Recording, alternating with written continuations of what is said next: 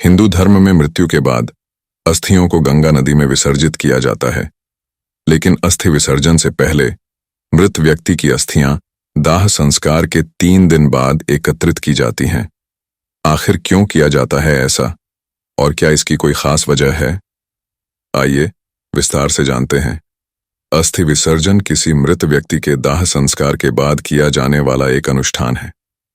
इसका अर्थ होता है चिता में जल गए मृत व्यक्ति की हड्डियों और राख को जल में विसर्जित करना। शास्त्रों के अनुसार अस्थियों को पवित्र नदियों में ही विसर्जित करना चाहिए, जिसमें सबसे ज्यादा महत्व गंगा नदी का बताया गया है। इसलिए हर साल करोड़ों की संख्या में हरिद्वार और वाराणसी जैसे पुण्य स्थान पर देश के हर कोने से अस्थि विसर्जन के लिए आते हैं। अस्थि विसर्जन में समय का बहुत महत्व है और इसलिए दाह संस्कार के बाद अधिकतम तीसरे दिन तक अस्थि विसर्जित कर देना ही उपयुक्त माना गया है।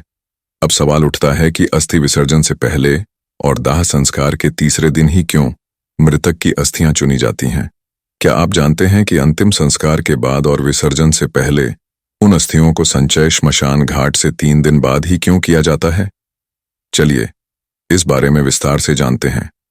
अस्थि का संचय 3 दिन बाद ही क्यों?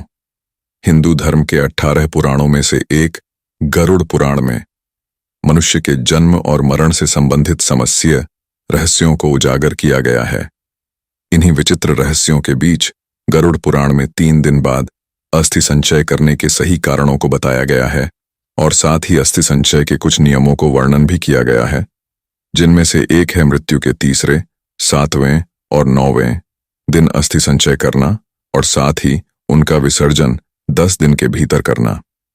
दरअसल गरुड़ पुराण कहता है कि अंतिम संस्कार के तीसरे दिन अस्थि एकत्रित करना अति योग्य है, क्योंकि मंत्रों के उच्चारण की सहायता से अस्थियों में आकाश एवं तेज तत्वों की संयुक्त तरंगों का संक्रमण होता है, जो कि 3 दिनों के बाद कम होने लगती है।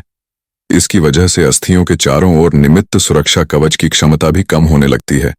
ऐसे में अस्थियों के ऊपर कब्जा कर अनिष्ट शक्तियां यानी नकारात्मक शक्तियां उस मृत व्यक्ति की देह को कष्ट देने का प्रयास कर सकती हैं।